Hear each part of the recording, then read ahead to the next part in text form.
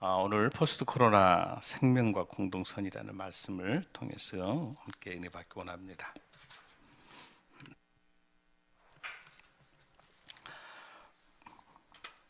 지금 우리 사회가 오늘 사회적 거리두기 2단계로 격상된 날입니다. 3단계로 갈 위험성이 있다라고 정부 당국은 이야기를 하고 있습니다. 이런 상황에서 우리 교회가 어떠한 입장에 서서 교회가 어떠한 역할들을 해야 될 것인가라고 하는 것은 저희 교회뿐만 아니라 우리 한국 교회가 아니면 전 세계 교회가 세상을 향해서 답을 해야 될 그런 상황입니다.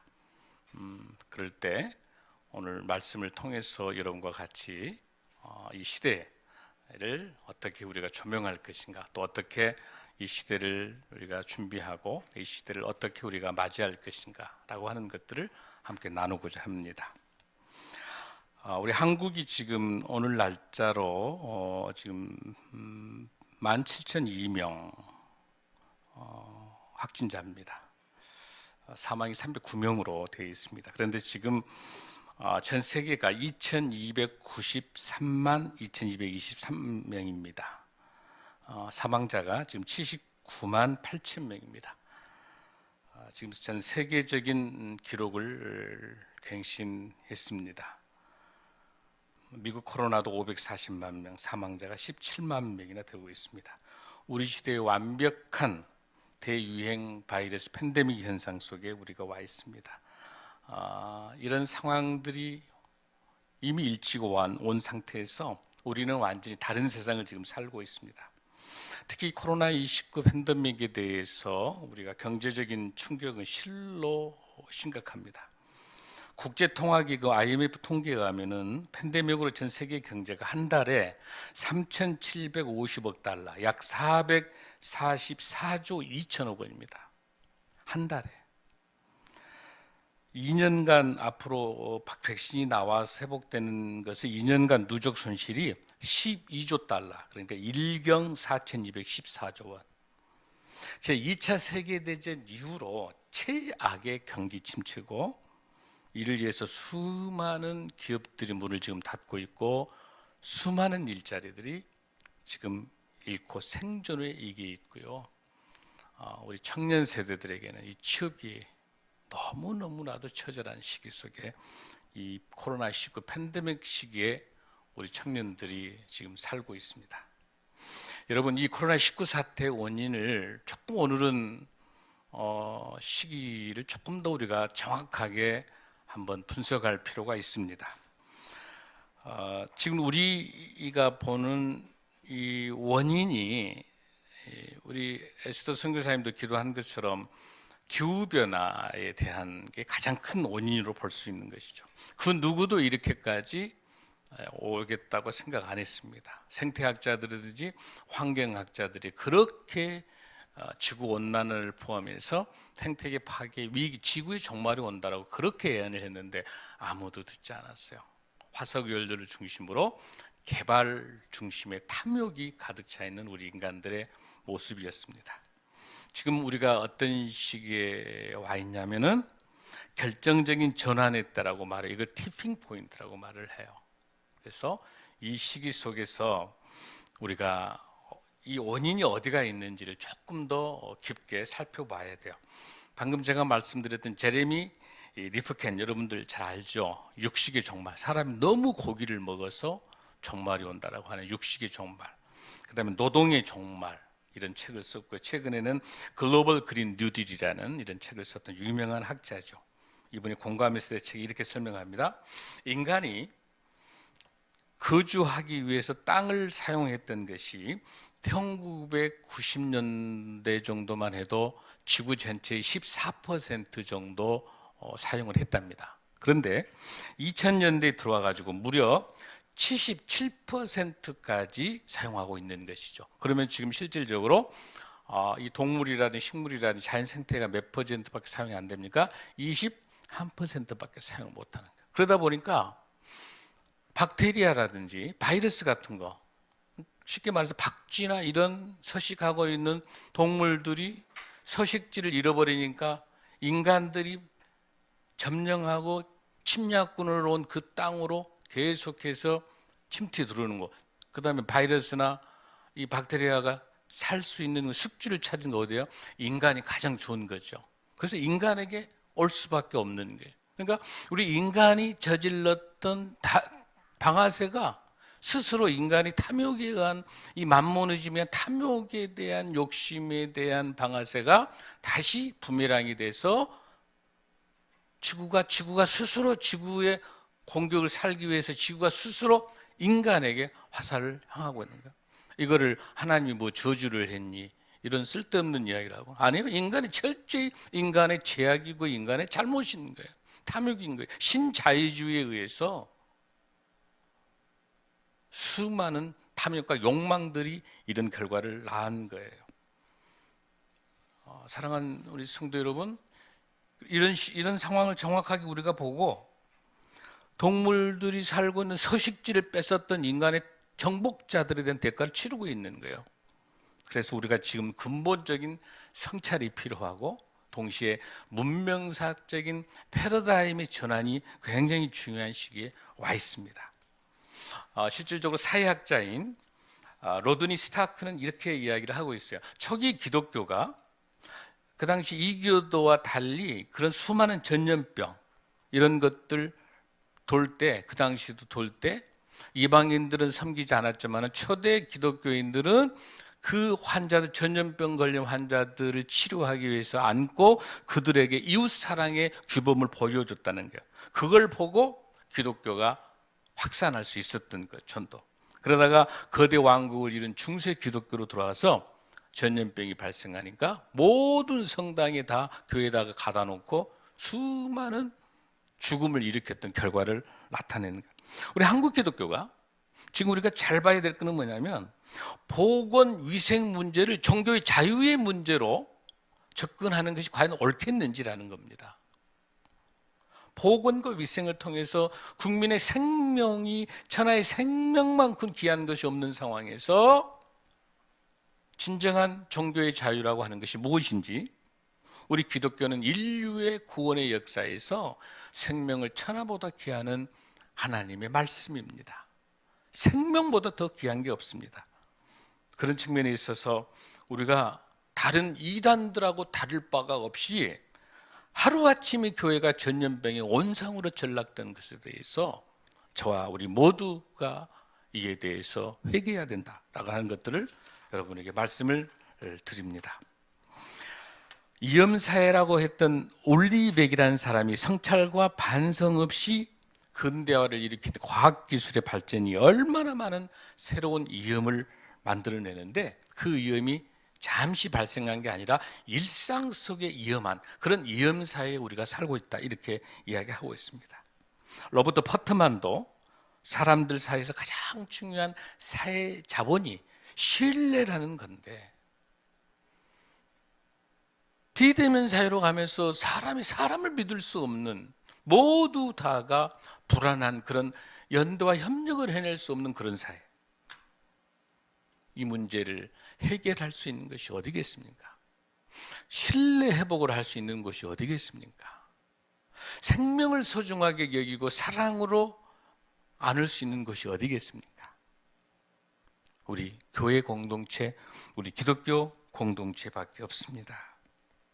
나의 희생을 통해서 공동체를 살려낼 수 있는 것, 내가 좀 더 손해보고 내가 부족하더라도 그 불안과 염려 속에 떨고 있는 믿지 않은 많은 사람들에게 회복과 신뢰를 통해서, 사랑의 연대를 통해서 이 코로나19의 팬데믹 위기를 극복할 수 있는 그 교회 공동체가 전염병의 원산으로 믿지 않는 세상 사람들의 지탄의 대상으로 전락돼서 이 신뢰 공동체를 이룰 때 우리가 어떤 역할을 할 수 있겠습니까? 바로 교회의 공공성과 공교회성에 대한 심각한 문제가 지금 우리에게 발생하고 있는 거예요, 여러분들. 저는 이번 시간에 이 말씀을, 오늘 이 말씀을 준비하면서 어떻게 하면 우리 교회가 신뢰를 회복하고 공동체를 회복할 수 있을까라고 하는 것에 기도하는 가운데 저는 그 키워드가 공동선이라는 단어를 생각납니다. 공동선은 개인만을 위한 게 아니라 국가와 사회와 공동체가 함께 더불어가는 사회를 만들어내는 공동선이에요. 여기 두 가지 뜻이 있어요. 공공성, 공적 사항이라고 하는 것은 전체 단체를 설명하고 있지만, 공동선이라고 하는 것은 그 공동체와 그 단체와 함께 그 안에서 개인이 조화롭게 역할을 할 수 있는 것, 그게 공동선인 거예요. 그게 바로 The Common Good이라고 하는 공동선을 설명하고 있는, 이 공동선이 가장 잘 실천하고 현장에서 삶의 예배자로 살 수 있는 것이 우리 기독교의 공동체만이 가능합니다.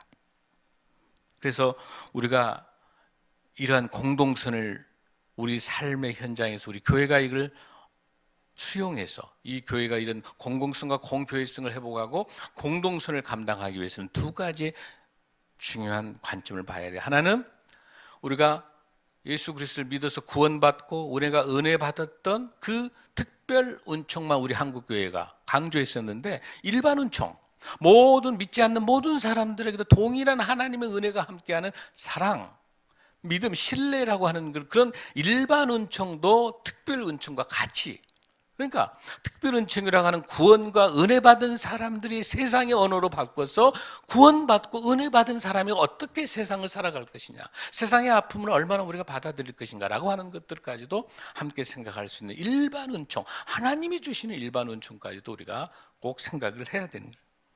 서양 교회사에 보면 마르틴 루터도 그랬고요, 깔뱅도 그랬고, 요한 웨슬리도 그렇게 공공선에 대한 삶을 살았어요. 우리 신앙의 선배들도 그렇게 살았어요. 여러분, 그 가난한 사람이 병원비가 없어가지고 병원 들어올 때 뒷문을 열어줘요. 치료 다 하고. 바로 장기려 박사, 남강 이승훈 선생님, 도산 안창원 선생님들, 또 여러분이 잘 아는 요한양행, 우리 유일한 스님, 그 많은 우리 신앙의 생각자들은 공동선을 가지고 참다운 신앙인의 모습을 구원받고 은혜 받은 사람의 삶의 현장에서 공동선을 실천했던 우리 신앙의 선배들이 많이 있어요. 지금은 우리가 예배에 얼마나 많은 사람이 모여서 예배 드리느냐, 숫자가 아니라 얼마나 우리가 영적으로 진정성을 가지고 세상과 소통해낼 수 있는 우리 기독교 예수 공동체, 예수 그리스도의 사랑을 세상과 함께 나누는 공공성과 공교회성을 갖는 교회로 회복되지 않고는 교회는 더 철저히 세상으로부터 예면당하고 개토화가 돼서 하나님의 영광을 끊임없이 가리면서 우리의 욕된 모습으로 우리의 이런 삶들이 정말 주님 앞에 얼굴 들 수 없는 그런 부끄러운 모습으로 설 수밖에 없다라는 것을 말씀을 드립니다. 저는 이러한 말씀에 대한 배경 설명을 이렇게 길게 제가 하는 것은, 이러한 문제 심각성을 분명히 알고 우리가 이 공동선을 어떻게, 이 생명과 공동선을 어떻게 회복할 것인가라고 하는 것들을 오늘 하나님이 주신 말씀을 통해서 살펴볼까 합니다. 바로 그것은 오늘 본문에 있는 말씀처럼 황금률입니다. 여러분, 오늘 본문에 있는 말씀 마태복음 7장 12절에서 그러므로 무엇이든지 남에게 대접을 받고자 하는 대로 너희도 남을 대접하라. 이것이 율법이요 선지자 아니라 라고 하는 말씀이에요. 바로 우리가 세상 사람들 다 알고 있는 내용이에요. 황금률. 이건 3세기 로마의 황제인 세베루스 알렉산더라고 하는 이 황제가 이 본문의 이 말씀을 황금으로 만들어가지고 자기 벽에 딱 붙여놓은 거예요. 뭐라고 붙였어요? 남에게 대접을 받고자 하는 대로 너희도 남에게 대접하라 라고 하는 예수 그리스도 산상순의 핵심 중에 키워드가 되고 있는 이 황금률을 자기 황실에다 걸었던 거죠. 그래서만이 중요하겠어요? 우리 삶에 있어서도 예수 그리스도의 가르침의 핵심이 황금률입니다.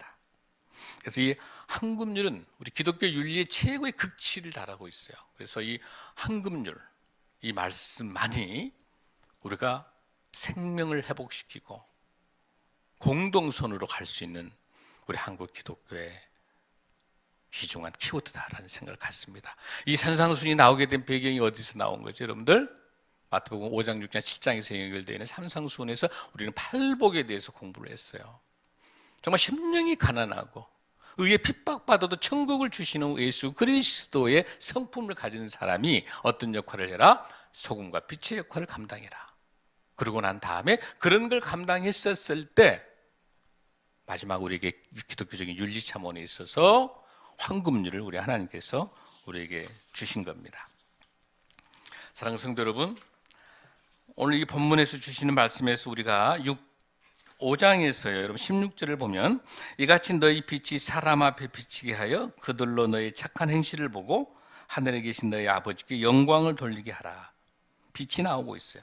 여러분, 우리가 이 공동선을 회복하기 위해서 황금률을 실천하는데 그 가장 중요한 그 삶의 현장에서 가장 먼저 우리의 모습으로 등장하는 게 뭐예요? 소금과 빛의 역할이에요. 여러분, 소금은 세 가지 대표적인 역할이 있는데 뭐라고 그랬죠? 소금이 해야 될 세 가지 역할. 첫 번째, 썩는 것을 막아준다. 부패를 막아주는 것, 썩는 것을 막는 거죠. 그 다음에 또 뭐 한다고 그랬죠? 맛을 내죠. 소금이 있기 때문에 맛이 나는 것이죠. 그 다음에 아주 중요한 것 중에 하나가 뭐예요, 여러분들?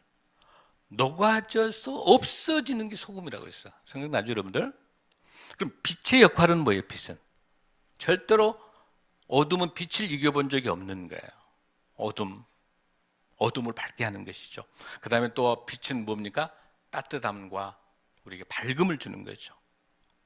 그 다음에 중요한 빛의 역할 중에 하나가 뭐라고 그랬죠, 여러분들? 방향을 정해주죠. 등대가 방향을 통해서 배가 안전하게 갈 수 있는 거. 자동차의 백미러라든지 방향을 정해주는 거. 근데 여기서 우리가 분명하게 기억할 것은 뭐냐면 성경에서 빛과 소금이라고 했어요? 소금과 빛이라고 했어요? 순서가 소금과 빛이라. 소금으로서 부패를 막아내고 썩는 것을 막아내고 맛을 내면서 완전히 녹아져 없어진 사람만이 빛이 될 자격이 있다는 거예요. 그런데 우리는 다 빛이 되고 싶어. 다 그냥 드러내는, 보여주는 거, 우리 인생이. 지금 우리 사회가 이렇게 팬데믹 현상, 코로나19 팬데믹 현상 속에서 이렇게 우리 사회들이 계속해서 그 사명과 역할들을 못하고 있는 부분들은 소금과 빛의 사명을 감당하지 못한 팔복에 있는 그 8가지 성품들을 가지고 삶의 현장에서 정말 믿지 않는 많은 세상 사람들에게 그 생명의 소중함을 통해서 그 생명을 살리고자 하는 교회의 공공성, 공교회성, 공동선을 잃어버렸던 것이죠. 지금 소금과 빛의 사명을 빨리 우리가 회복하고 그 사명으로 돌아가는 것, 그 길은 바로 오늘 황금줄이라고 말하는, 우리가 대접을 받고 싶다 한다면 먼저 대접하는, 내가 먼저 뭔가를 받고 싶어요. 그런다면 받기 전에 내가 먼저 남에게 대접하는 것이 그 순서가 가능. 내가 이 공동체 속에서 내가 받아야 될 것들이 꼭 필요하다라고 한다면 내가 먼저 대접하고 내가 먼저 섬겨주면 그 사랑의 수고와 모든 것들이 다시 우리에게 돌아올 줄로 믿습니다. 사랑하는 성도 여러분, 이 본문에서 하나님께서 주신 말씀 중에서 이렇게 설명하고 있어요. 7장, 마태복음 7장 1절에서 6절 말씀을 우리가 한번 보겠습니다. 비판을 받지 아니하려 그든 비판하지 말라. 너희가 비판하는 그 비판으로 너희가 비판을 받을 것이요 너희가 헤아리는 그 헤아림으로 너희가 헤아림을 받을 것이니라. 3절, 어찌하여 형제의 눈 속에 있는 티는 보고 내 눈 속에 있는 들보는 깨닫지 못하느냐. 보라, 내 눈 속에 들보가 있는데 어찌하여 형제에게 말하기를 나로 내 눈 속에 있는 티를 빼게 하라 하겠느냐. 외식하는 자여 먼저 내 눈 속에 들보를 빼어라. 그 후에야 밝히 보고 형제의 눈 속에 티를 빼리라. 외식하는 자요, 누구예요, 여러분들? 말만 그럴싸하고 흉내만 내는 서기관과 바리새인, 오늘 회칠한 무덤 같은 우리 한국 교회가 혹시 이런 외식하는 자의 모습이 아닌지 모르겠어요. 저를 포함해서 우리가 회개해야 될 것이, 우리가 외식하면서 세상의 선한 영향을 다 잃어버리고 내 눈 속에 있는 들보를 빼어서 그 후에야 밝히 보고 형제의 눈 속에 띠를 패라. 너부터 회개하고 너부터 회복돼서 너부터 소금과 빛의 사명을 감당하지 않고 어떻게 세상에 말할 수 있겠느냐, 이렇게 이야기합니다. 사랑하는 성도 여러분, BC 551년도니까 논어에 보면은요, 그 공자에게 그 제자된 자공이 이렇게 이야기해요. 한마디 말로 평생 동안 그것을 실천할 만한 것이 있습니까? 하니까 공자가 그것은 바로 서다. 이 서란 말은 자기가 바라지 않는 것을 남에게도 시키지 않는 게 서예요. 그러니까 지금 동서고금을 막론하고 황금률에 대한 기본적인 맥이 지금 흐르고 있고 지금도 흐르고 있는 거죠. 이런 상황에서 우리가 이 본문에서 말하는 외식하고 있는 사람들에게 있어서는, 드러내고 나를 보여주려고 하는 사람에게 있어서는 남에게 대접을 받고자 하는 대로 먼저 남을 대접하지 않아요. 내가 먼저 대접을 다 받고 싶어요. 외식하는 사람은 다 내가 먼저 대우받고 내가 예수님 자리에 앉고 싶은 거죠. 모두 다가. 사랑하는 성도 여러분, 로마서 2장 14절에서 15절 말씀을 보면은요, 율법 없는 이방인이 본성으로 율법의 일을 행할 때에는 이 사람은 율법이 없어도 자기가 자기에게 율법이 되나니, 이런 이들은 그 양심이 증거가 되어 그 생각들이 서로 혹은 고발하며 혹은 변명하여 그 마음에 새긴 율법의 행위를 나타내니라. 뭐냐면 율법이 없는 이방인조차도 무엇이 이러한 역할들을 감당할 수 있느냐. 우리는 이 본문에 나와 있는 것처럼 이 황금률의 뒤쪽에 나와 있는 말씀 속에, 그러므로 모든 너희 남에게 대접을 받고자 하는 대로 너희는 남을 대접하라. 그 뒤에 이것이 율법이요 선지자, 율법의 선지자라고 하는 구약이라고 하는 율법의 근거를 가지고 있는 유대인들에게 있어서는 당연히 이 율법 근거를 가지고 우리가 황금률의 말씀대로 살 수가 있지만, 이방인들은 어떻게 할 수 있는 거냐. 로마서에서 뭐라고 합니까? 양심이라고 하는 것, 믿을 수 있는 건 아니죠, 양심이. 그러나 이 양심이라고 하는 것들이 작동하면서 이를 통해서 남에게 대접을 받고 싶으면 먼저 대접할 수 있다라고 우리가 설명할 수 있는 거예요. 쉽게 말하면 내로남불이야. 내가 하는 거는 로망스고 남이 하는 거는 전부 불륜이야. 우리 사회 지식인들을 포함해서 우리 많은 교회가 내가 하는 거는 로망스고 남이 하는 건 다 불륜으로 이야기하는, 내로남불 같은 거. 먼저 우리 삶의 현장에서 내가 먼저 설선수범하지 않는 모습들이 오늘날 우리에게 있어서도 동일하게 발생하고 있는 겁니다. 사랑하는 성도 여러분, 오늘 이 시간에 우리가 이런 상황들이 발생하고 있는 것이 왜 발생하고 있겠냐는 거죠. 역지사지하지 못하는 이유가 뭡니까, 여러분들? 두 가지입니다. 특히 우리나라와 싱가포르는 IQ가 굉장히 높죠. 지식 수준이 높다라고 해서 공동선을 실천할 수 있는가, 황금률을 실천할 수 있는가? 아닌 거예요. 상당히 배웠던 사람들, 상당히 가진 자가 더 갖고자 하고 배운 자가 더 사기도 고도로 사기를 치는 거예요. 우리 사회를 그렇게 혼탁하게 만드는 거죠. 그러니까 지식 수준 갖고 안 된다는 거예요. 지적 수준이 올라가야 된다는 거죠. 지적 수준이 높아요. 지적 수준이 여러분 뭐예요? 지적수를 높일 수 있는 건 뭡니까? 세상에 있는 학문만이 아니라 그 사람의 인격 속에서 삶의 인격을 갖출 수 있는 그 지적 수준이 뭐예요? 우리는 뭘 갖고 있어요?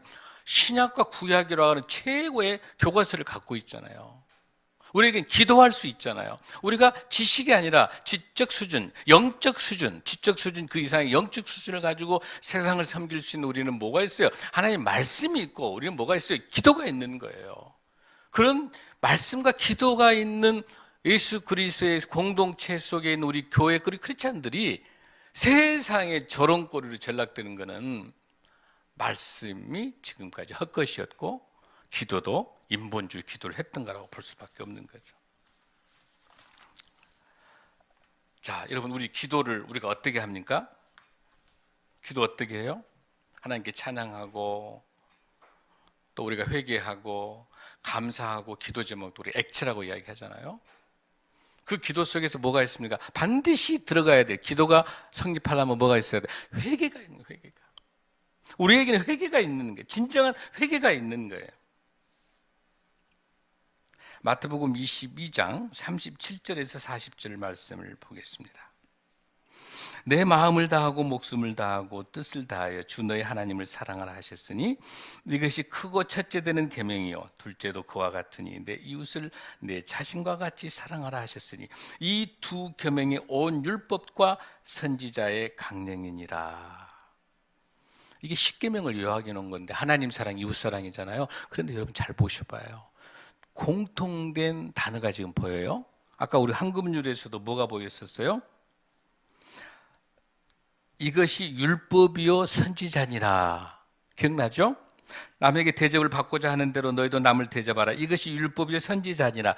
율법과 선지자라고 하는 구약 하나님 말씀이 토대로 황금률을 할 수 있단 말이에요.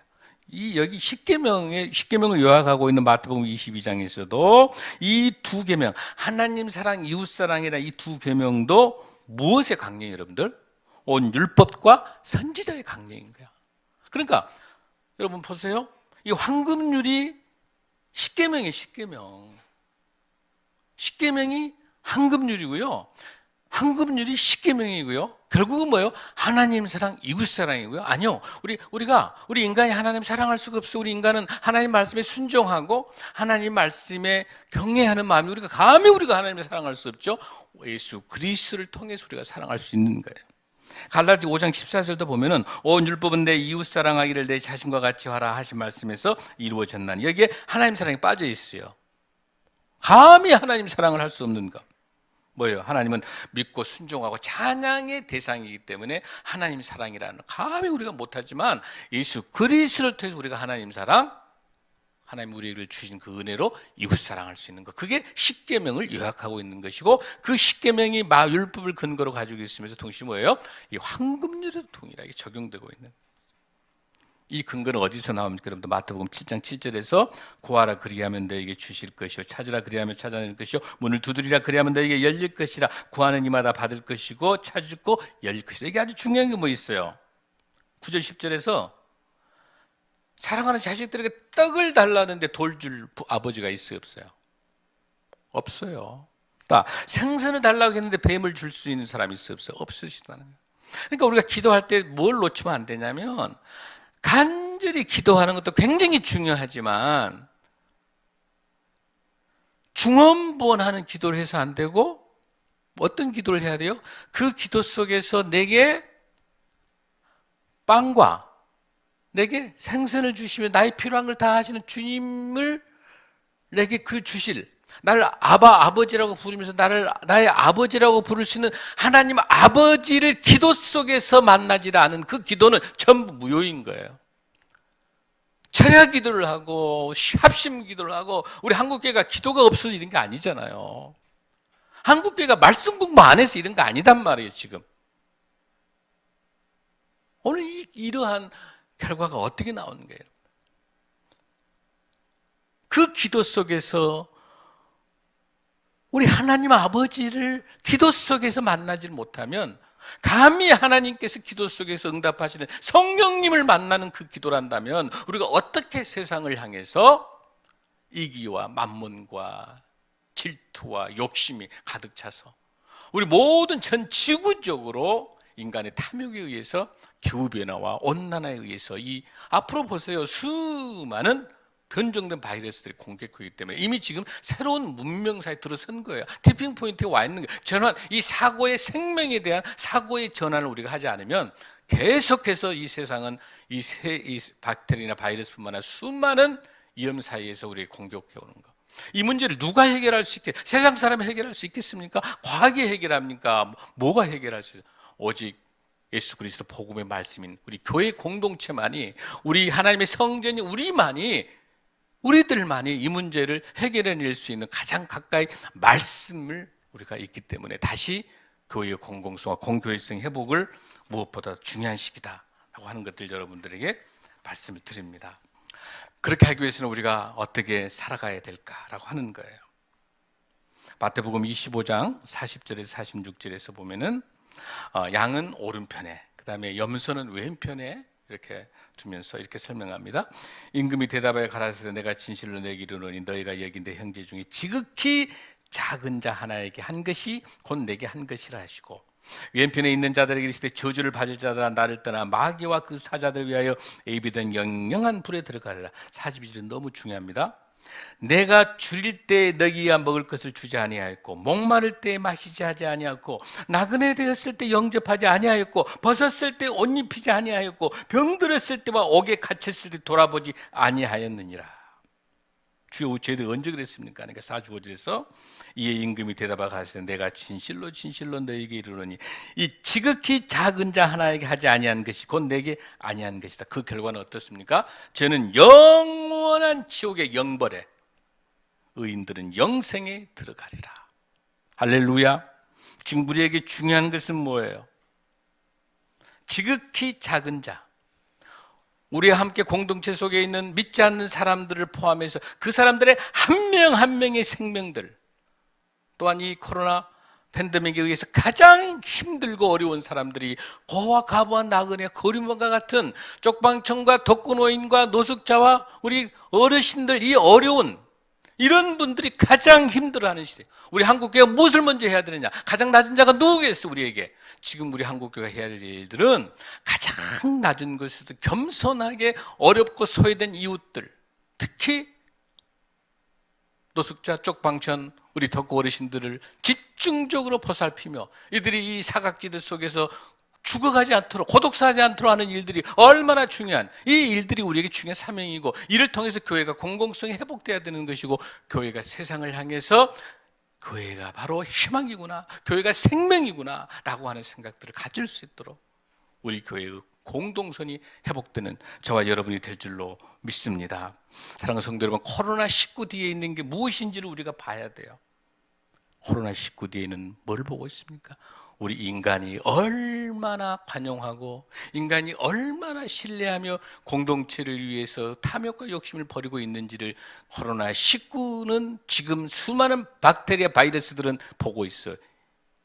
이 무식한 인간들이 어떤 짓을 하고 있는지를 코로나 바이러스는 보고 있습니다.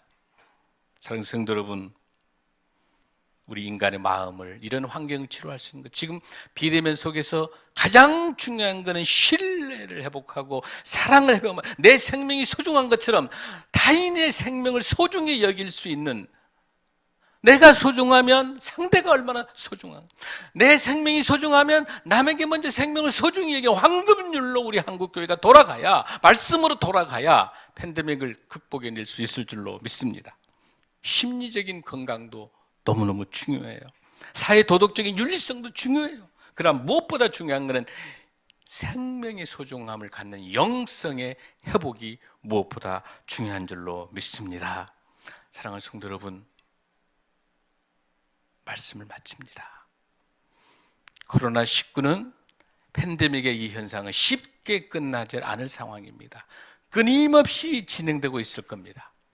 이 문제를 우리 한국교회가, 우리 성도들이 어떻게 해결할 수 있겠습니까? 여러분, 코로나 바이러스를 없애달라고 하는 그 기도가 아니라 코로나 바이러스를 극복해낼 수 있는 그 영적인 능력과 영육간의 강건함을 회복해달라고 하는 하나님의 은혜를 간구함을 통해서 나의 영역이 강력하게 강해질 때 그 힘으로 세상을 섬기고 그 힘으로 생명을 살리고 하나님의 시간표 속에서 하나님이 시간마다 역사하실 수 있도록 우리는 아버지인 하나님만을 찾고, 우리가 기도할 때 말씀 통해서 성령님에게 붙잡고 우리의 영성을 회복하고 우리의 삶 속에서 철저하게 예수 그리스도의 공공성으로 회복되는 것만이 이 코로나 팬데믹 시대를 살아가는 자 여러분들의 지혜가 된다라고 하는 생각들을 여러분에게 말씀을 드립니다.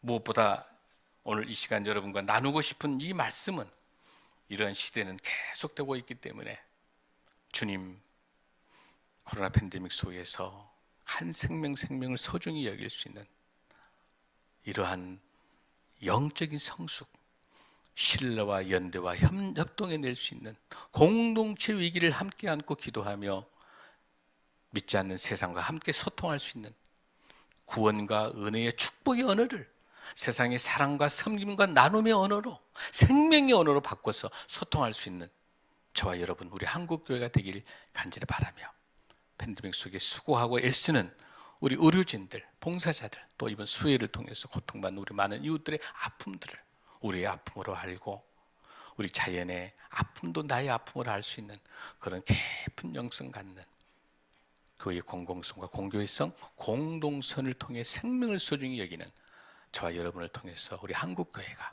회복되고 이 나라, 이 민족과 전 세계가 말씀으로 회복될 수 있는 그날을 위해서 기도하길 간절히 바랍니다.